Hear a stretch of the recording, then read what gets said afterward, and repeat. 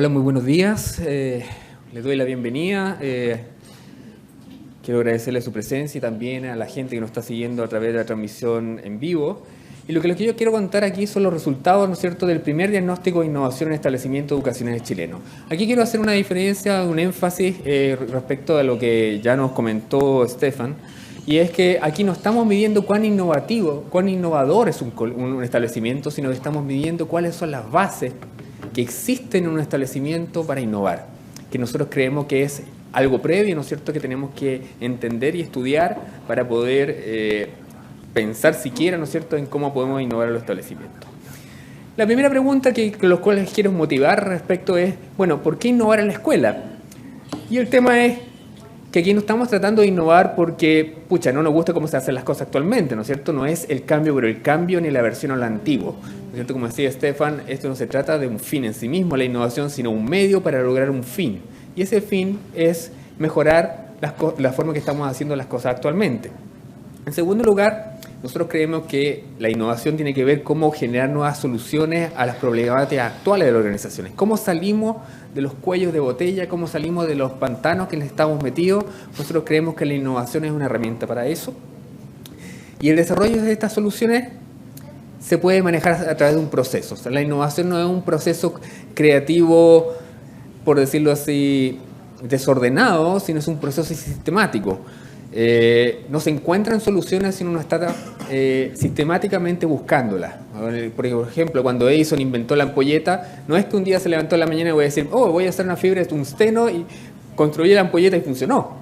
Hizo miles de pruebas con diferentes materiales hasta que la ampolleta funcionó. Lo mismo le pasó, ¿no es cierto?, al descubridor de la penicilina, ¿no es cierto?, el doctor Fleming, cuando estaba mirando, él hizo distintas pruebas con distintos componentes, incluso se dio cuenta que uno de sus componentes de sus cápsulas de Petri con las bacterias había sido contaminado, por un hongo, lo iba a botar, y justo cuando lo iba a botar, se dio cuenta que ese hongo producía, ¿no es cierto?, de que las bacterias que estaban en ese cultivo se morían.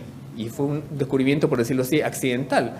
Pero, como decía, ¿no es cierto?, Pablo Picasso, la iluminación te tiene que encontrar cuando tú estás trabajando, ¿cierto? La musa de la inspiración te tiene que encontrar cuando estás trabajando. Así que, por lo tanto, tiene que ser un proceso sistemático. Es algo que ocurre y que nosotros tenemos que estar constantemente promoviendo.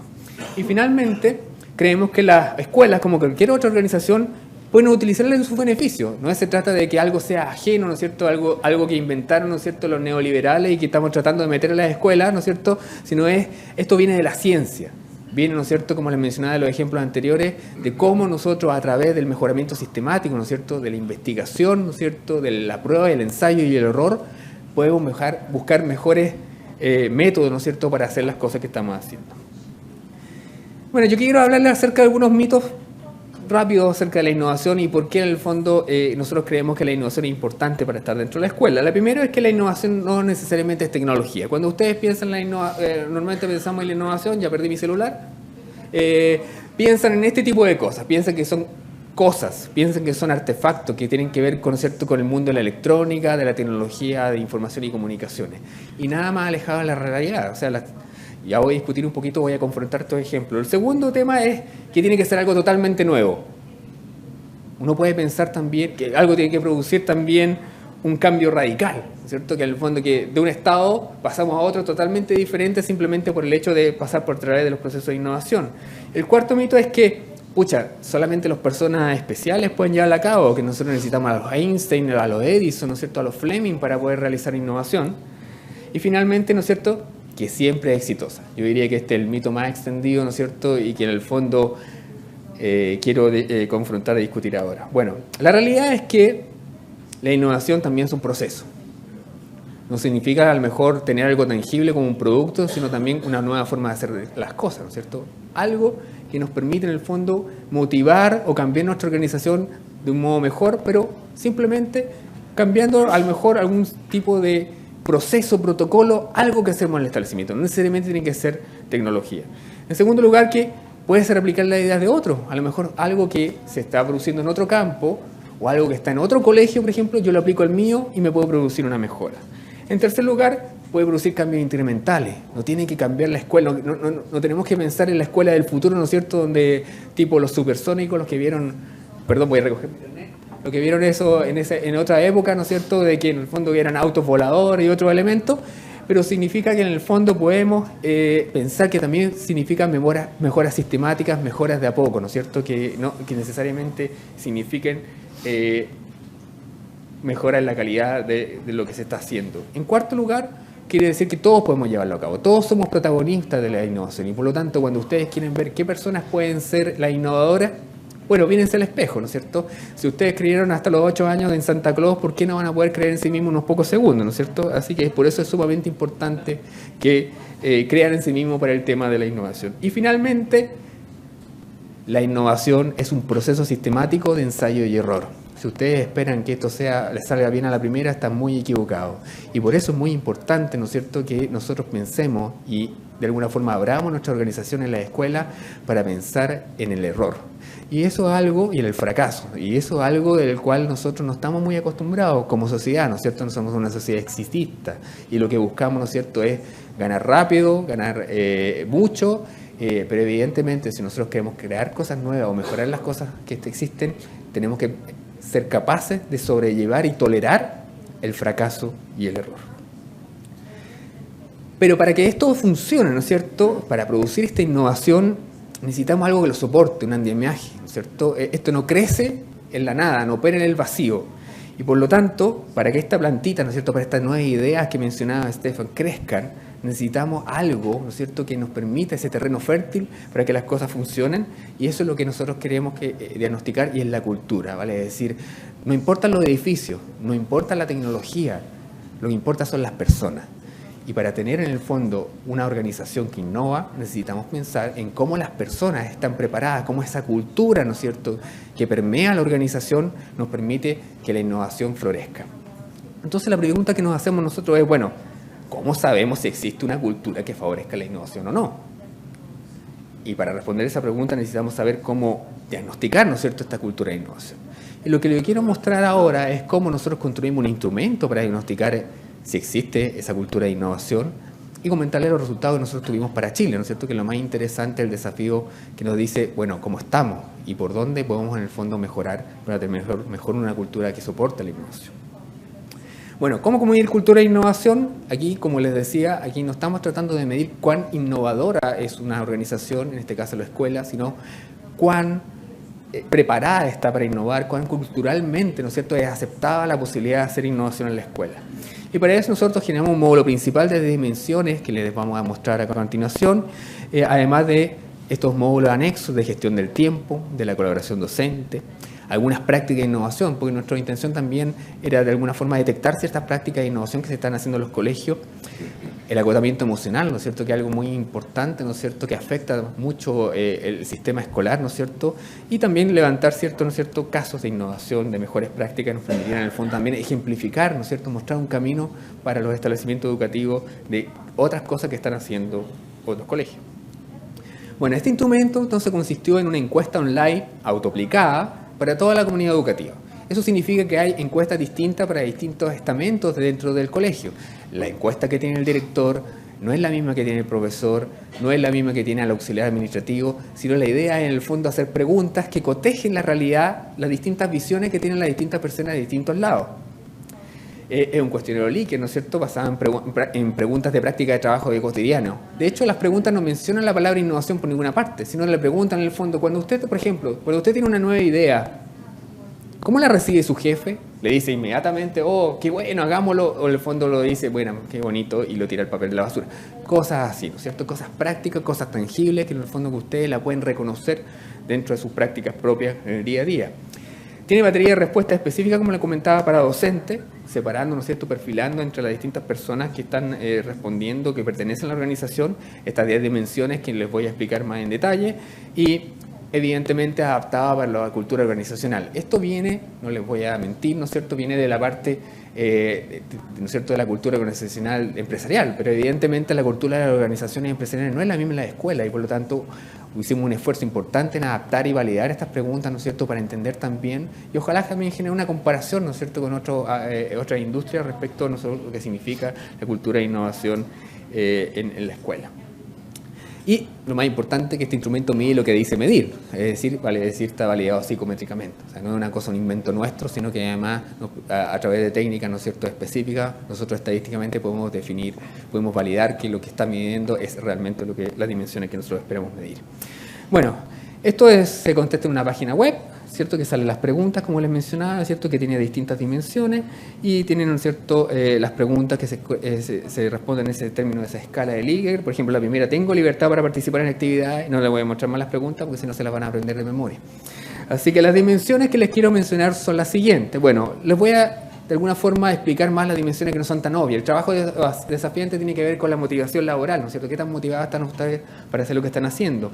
La confianza y colaboración. Pucha, ustedes encuentran un terreno fértil para poder, en el fondo, en sus colegas, tener la confianza para, ¿no es cierto?, trabajar en equipo. El compromiso, ¿no es cierto? Pucha, ¿a ustedes les importa o no les importa, ¿no es cierto?, lo que están haciendo? La apertura interna, esto voy a entrar más en detalle. La apertura interna tiene que ver con cuando ustedes son receptivos de ideas propias dentro de la organización. Y eso, del fondo, se contrasta con la textura externa, ¿no es cierto? Que otra dimensión que nos habla, en el fondo, de cuán receptivos somos nosotros para obtener ideas que vienen de afuera de la organización.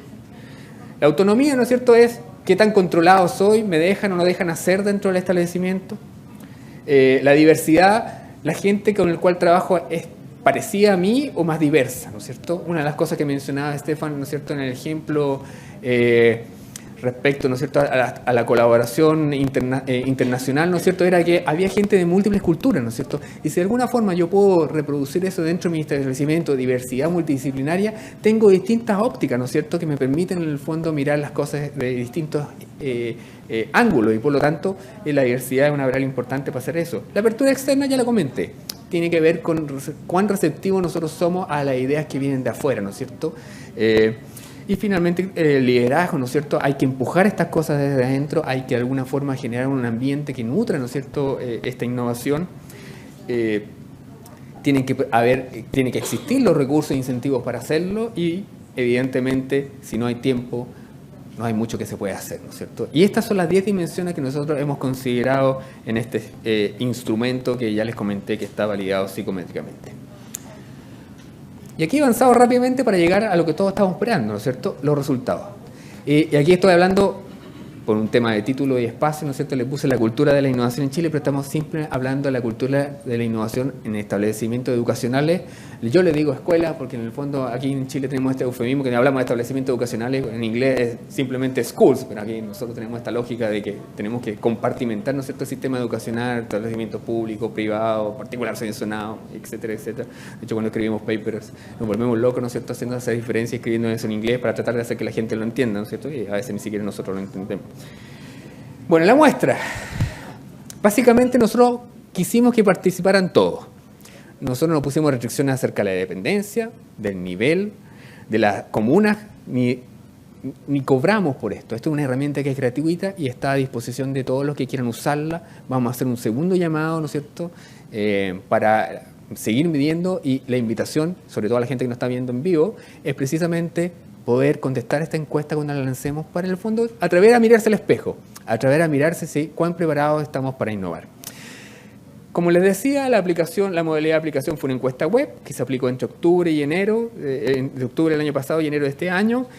Incluimos solamente en este análisis aquellas escuelas que tuvieron una tasa de respuesta del 50% de las personas que informaban que participaban en la organización. O sea, si ustedes tienen una organización de 100, entre todos los profesionales, directivos, profesores, etcétera, nosotros consideramos para el análisis sí que habían contestado 50, ¿no es cierto?, profesionales dentro del equipo que nos interesa, ¿no es cierto?, que sea representativo de lo que está haciendo la organización. En este caso, los que cumplieron este criterio fueron 37 establecimientos y las personas que contestaron la encuesta fueron más de 1000. O sea, tenemos una base de datos aquí importante, ¿no es cierto?, con lo cual obtener conclusiones, especialmente a nivel de las dimensiones que estamos hablando. Tenemos 3 tipos de colegios. Colegios grandes, que tienen más de 80 educadores, colegios medianos, ¿no es cierto?, que tienen entre 40 y 79 educadores, que fue una división arbitraria que hicimos, ¿no es cierto?, de los tamaños, ¿no es cierto?, y pequeños, entre 5 y 39 educadores. ¿Y cómo se distribuyen eso en la muestra? Bueno, tenemos que la mayoría de los establecimientos son pequeños, seguido por establecimientos medianos de un 30% y finalmente establecimientos grandes con un 19%. Entonces la pregunta es, ¿cómo creen ustedes que les fue? Bueno, dejen de decir primero un poquito con respecto a la dependencia del que participaron, ¿no es cierto?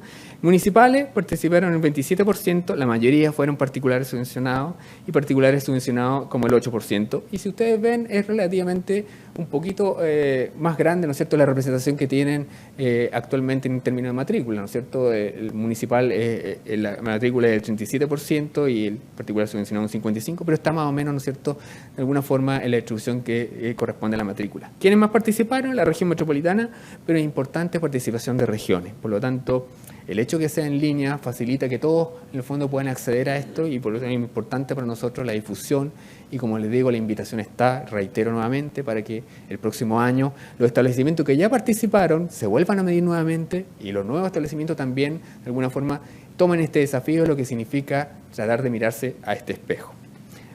Quiero enfatizar que nosotros no pretendemos construir un ranking de cultura e innovación. Nosotros no vamos a construir el CIMSE de la cultura y la innovación. Eso es sobre mi cadáver.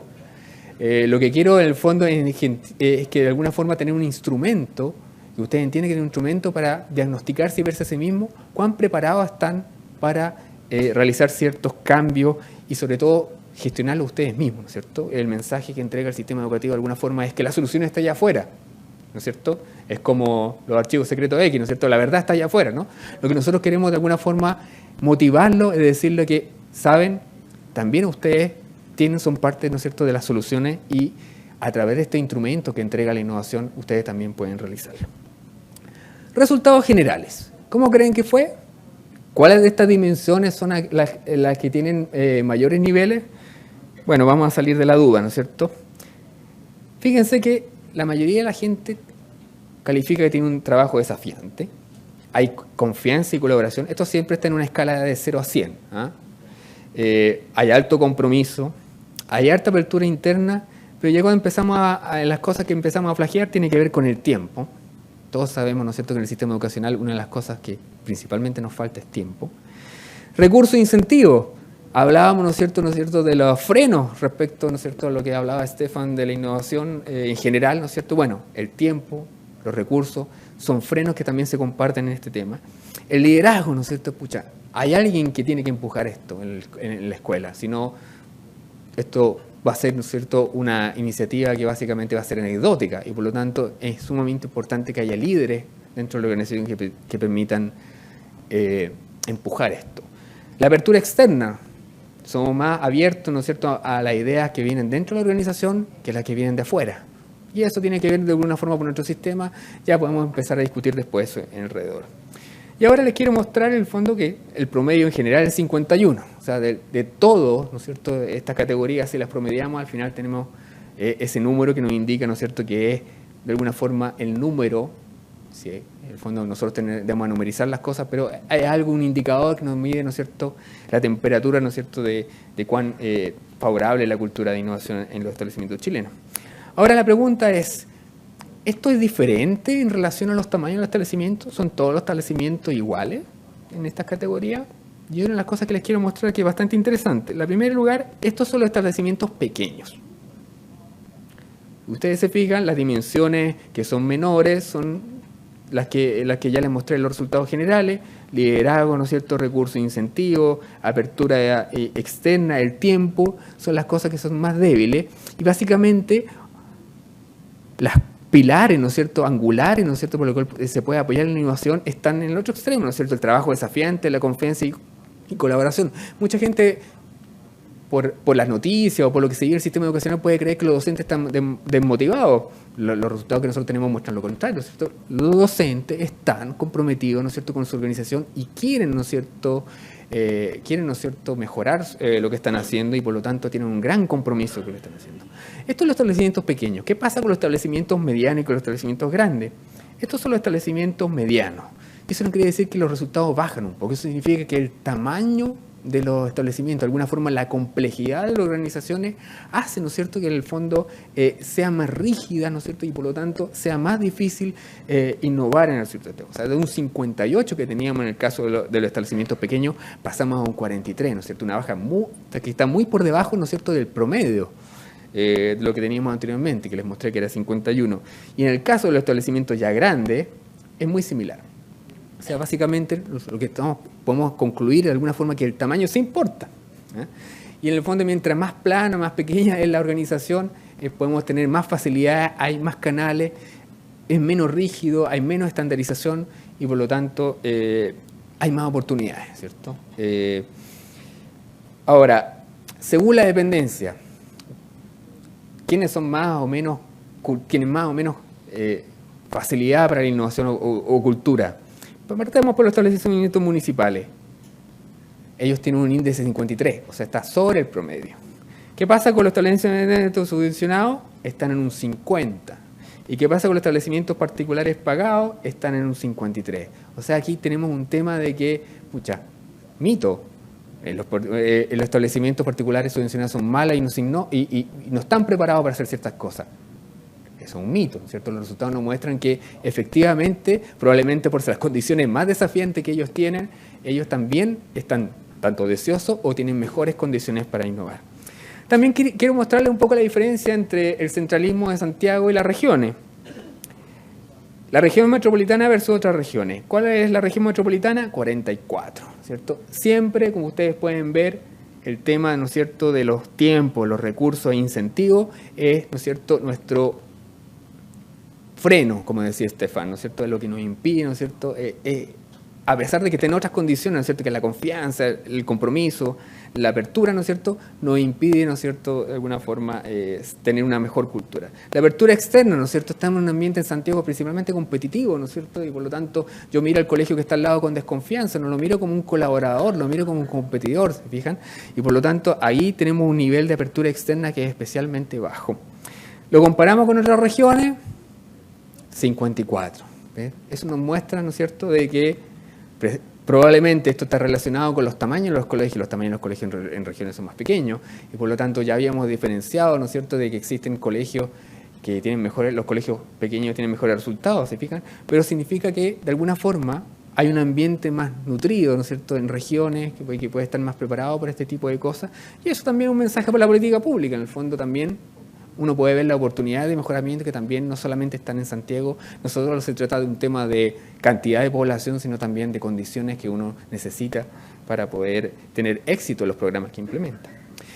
Y para concluir, yo, más que conclusiones, quisiera hacer reflexiones generales, ¿no es cierto?, en el fondo de cómo este instrumento nos permite ayudar a generar ciertas condiciones, ciertos elementos, ¿no es cierto?, que nos permitan de alguna forma tener ciertas guías para las políticas públicas, o también como mencioné Estefan, ¿no? En el fondo, cómo generamos los incentivos, cómo la propia escuela, ¿no es cierto?, puede tomar estos elementos para tratar de mejorar e introducir la innovación, ¿no es cierto?, como decía Alejandra, entendida como este proceso sistemático, ¿no es cierto?, que nos permite, ¿no es cierto?, generar a partir de una idea proyectos, ¿no es cierto?, que nos permiten mejorar y eso en el fondo genera los incentivos para que eso ocurra en los establecimientos. Bueno, el primero es que el trabajo desafiante, el compromiso, la confianza y colaboración son la base, ¿no es cierto?, para la innovación y a pesar de que uno puede tener perspectivas previas pesimistas, ¿no es cierto?, están bastante bien, ¿se fija? Al fondo hay un deseo, ¿no es cierto?, por innovar. Sin embargo, estamos mermados, ¿no es cierto?, estamos de alguna forma frenados por la ausencia de apertura externa, que tiene que ver, ¿no es cierto?, de alguna forma con los incentivos de nuestro sistema educacional, ¿no es cierto?, que estamos en un sistema de competencia. Stefan lo mencionó en el fondo, bueno, oye, hagamos esta escuela nueva, pero bueno, ya, si te va bien avísame, yo llevo a mi niño, ¿no es cierto? Pero en el fondo, ¿de dónde viene, ¿no es cierto?, como miro a mi establecimiento al lado, lo miro como competidor, más como un colaborador. O sea, estamos en un proceso en el cual estamos en una carrera donde siempre hay alguien que tiene que llegar último, pero uno debería pensar, bueno, ¿y por qué no corremos todos más juntos y llegamos todos primero, ¿no es cierto?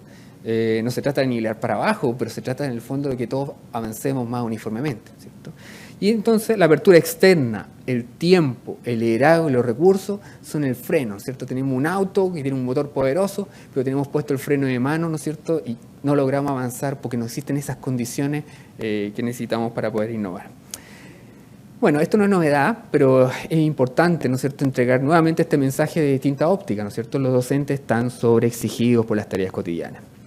Y por lo tanto, el espacio de darle, ¿no es cierto?, en este caso horas no lectivas, no solamente tiene que ver cómo preparar mejor sus tareas, sino también les despeja la mente, ¿no es cierto?, les permite tener una apertura que les permite desarrollar ideas y propuestas nuevas. O sea, Estamos hablando también no de un costo, estamos hablando de una inversión donde los profesores pueden tener tiempo para sentar, respirar y pensar cómo hacer mejor las cosas. Y por lo tanto, esto también tenemos que verlo desde el punto de vista de la productividad, ¿no es cierto?, de la organización, y por lo tanto es muy importante generar los espacios y los recursos para entregar esos tiempos a los docentes. Es importante que si el tema de la innovación es algo que se instala, ojalá los motive, ¿no es cierto?, a mirarse en este espejo, como lo mencioné anteriormente, hacer este seguimiento sistemático. En el fondo uno tiene la tendencia, ¿no es cierto?, a mirarse el ombligo siempre, y por lo tanto es importante que alguien desde fuera, usando estos instrumentos que son anónimos, ¿no es cierto?, que son gratuitos, que les permitan en el fondo reflexionar de un año a otro cuánto hemos cambiado, ¿no es cierto? Y por eso tanto los invito especialmente a los establecimientos que ya hicieron este diagnóstico, ¿no es cierto?, a seguir participando, a seguir midiéndose, a poder ver cuál es su evolución en el tiempo y detectar aquellas áreas que son críticas, ¿no es cierto? No sabemos colaborar entre nosotros mismos.